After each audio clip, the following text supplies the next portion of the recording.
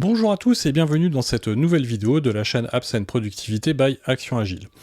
Aujourd'hui, nous allons parler des relations, car Notion a sorti quelques modifications autour des relations dans les bases de données. Alors pas de relations en profondeur, les fonctionnalités restent telles qu'elles étaient avant, mais quelques modifications d'interface qui notamment simplifient la manière de créer et de supprimer des relations entre bases de données.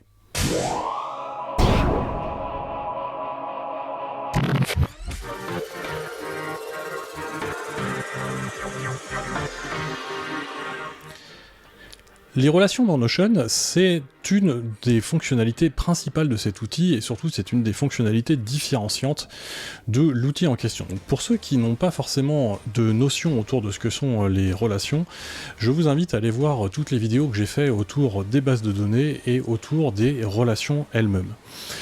Mais dans le principe, dans Notion, vous avez la possibilité de créer des tableaux et donc de pouvoir lier les enregistrements de ces tableaux avec d'autres enregistrements qui viendraient d'autres tableaux.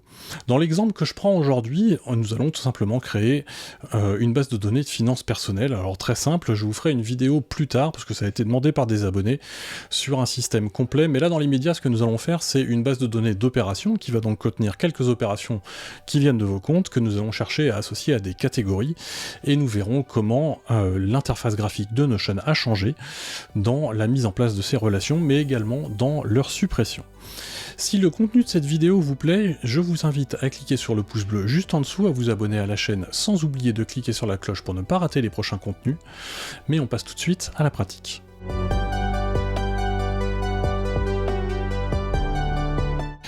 Pour vous montrer la nouvelle interface graphique autour des relations, ce qu'on va faire, c'est qu'on va créer deux bases de données, donc que l'on fait en tapant /base, et ici vous voyez ça apparaît, donc on va lui dire qu'on veut une base de données intégrée, c'est-à-dire qui va apparaître dans la page.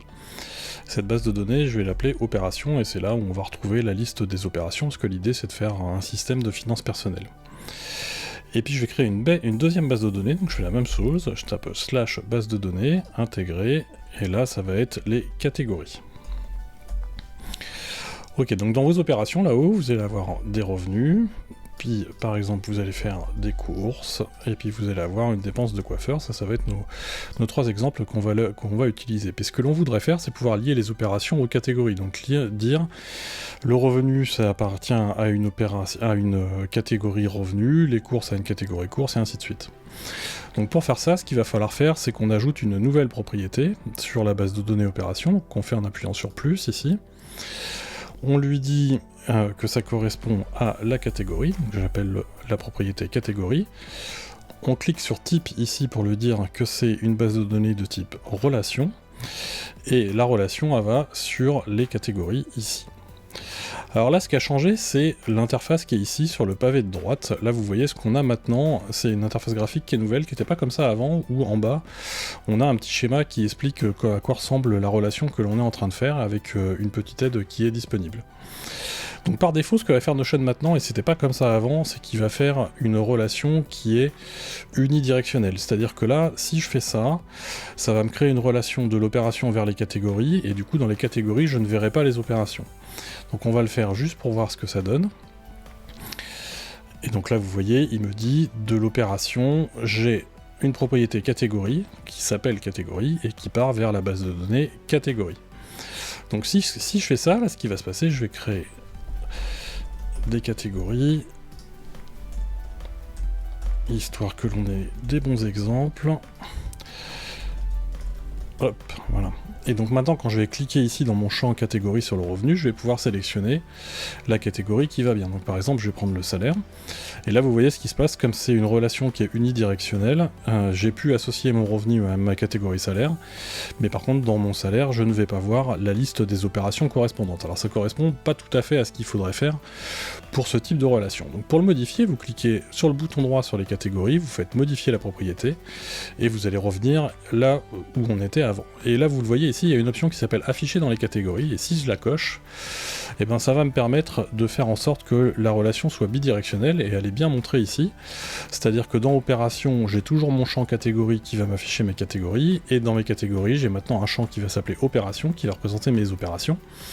Alors il y a une petite fonctionnalité sympa qui a été rajoutée, c'est que maintenant on peut renommer directement le nom du champ qui va être créé dans la base de données catégorie. Donc opération, ça me va très bien, je vais le laisser comme ça, et je vais faire modifier la relation. Et là, vous voyez, en faisant ça, on l'a vu en dessous, ce qui s'est passé, c'est qu'une nouvelle colonne opération est apparue, dans laquelle je vois maintenant ma relation dans l'autre sens, où dans ma catégorie salaire, je vois bien mon opération qui s'appelle revenu, qui d'ailleurs n'est pas forcément super bien nommée, qu'on pourrait appeler revenu avril 2022, et vous voyez, je vois bien ma relation ici. Si vous rencontrez des difficultés dans vos modélisations, que vous n'avez pas suffisamment de temps pour construire votre espace de travail sur Notion, ou tout simplement que vous cherchez de l'inspiration, eh bien sachez que je fais du consulting Notion à l'heure, que je facture 100 € hors taxe, pour vous aider dans toutes ces différentes tâches, et pour cela il vous suffit de vous inscrire sur mon site web via le lien Calendly pour trouver les créneaux qui sont disponibles.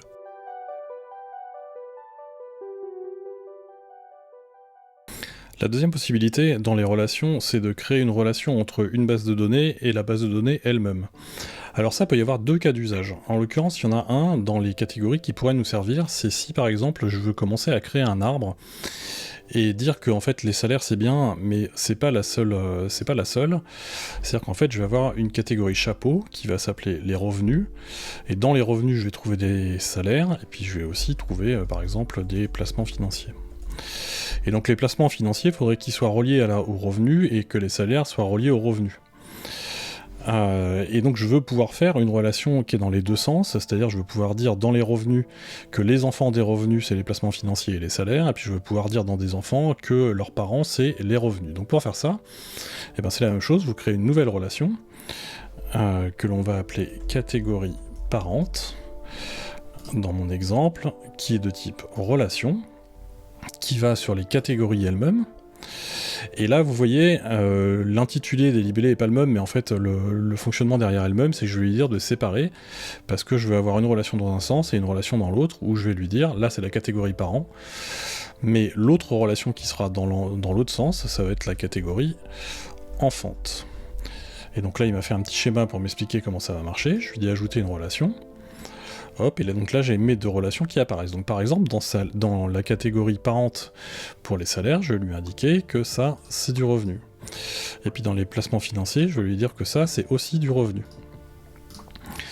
Et là, vous voyez ce qui se passe, c'est que j'ai désormais mes deux enfants qui ont bien comme parents les revenus, et j'ai dans les enfants de revenus, et dans les enfants de revenus, j'ai bien les salaires et les placements financiers. Donc là, en fait, j'ai fait une relation parent-enfant, ce qui va me permettre, quelque part, de commencer à modéliser un arbre directement à l'intérieur de Notion. Alors ça, ok, je vais le supprimer pour vous montrer l'autre exemple. C'est que si vous refaites cette relation, et qu'on va plutôt appeler catégorie liée, et que là, je veux donc toujours sur les catégories, mais je vais pas cocher la partie séparer les propriétés ici, et je vais dire d'ajouter la relation. Donc en fait là c'est la même chose que ce qu'on a fait juste avant, c'est-à-dire qu'il va juste me rajouter une relation ici, où je vais dire le salaire il est lié au revenu, et les placements financiers, c'est également lié au revenu.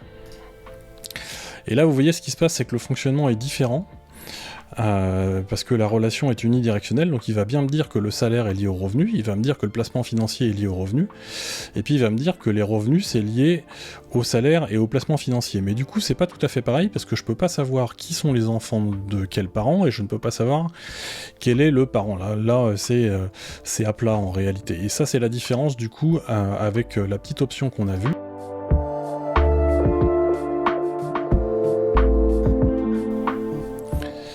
Et enfin, dernière modification qui sont apparues dans les catégories, c'est que désormais, si vous allez supprimer une catégorie qui est, enfin une relation plutôt qui est existante, donc par exemple, je vais lui demander de supprimer la relation vers les catégories, qui est ici, et bien quand je fais ça, désormais il va me proposer deux choses. C'est soit de supprimer la relation telle qu'elle a été créée bidirectionnelle, donc en fait si je fais une suppression ici, ça va me supprimer la colonne catégorie dans la table opération, et ça va me supprimer la colonne opération dans la table catégorie. Mais je peux aussi lui demander de supprimer uniquement la colonne catégorie qui est ici, et de garder la colonne qui est dans catégorie, avec ces relations vers les opérations. Donc en fait, ça va faire la même chose que ce qu'on a vu en début de vidéo, c'est-à-dire une relation unidirectionnelle. Donc on va faire ça pour voir ce que ça donne, et là vous voyez, ma colonne dans les opérations a effectivement disparu, mais par contre, dans les catégories, j'ai toujours ma relation dans l'autre sens qui va vers les opérations. Alors ce qui est pas mal avec cette nouvelle interface, c'est que du coup, si jamais vous avez supprimé par erreur, eh bien vous pouvez ici revenir sur les opérations, vous cliquez avec le bouton droit, vous faites modifier propriété, et puis ici vous lui dites finalement tu me l'affiches dans les opérations, vous faites modifier la relation, et hop, là ma colonne, vous voyez, en haut est réapparue. Si par contre vous voulez vraiment tout supprimer, et bien à ce moment-là vous refaites supprimer sur l'une des deux colonnes, vous faites le premier bouton supprimer qui est en haut, et là vous voyez, il a supprimé les deux. Cette vidéo est maintenant terminée, j'espère qu'elle vous aura permis de découvrir cette nouvelle interface que Notion nous propose autour des relations entre les bases de données. Si jamais vous avez besoin de plus d'informations sur ces bases de données et sur les relations en elles-mêmes, je vous invite à aller visiter la playlist de la chaîne qui est dédiée à l'utilisation des tableaux dans Notion. Si la vidéo vous a plu, je vous invite à cliquer sur le pouce bleu juste en dessous, à vous abonner à la chaîne sans oublier de cliquer sur la cloche pour ne pas rater les prochains contenus, et je vous dis à la semaine prochaine.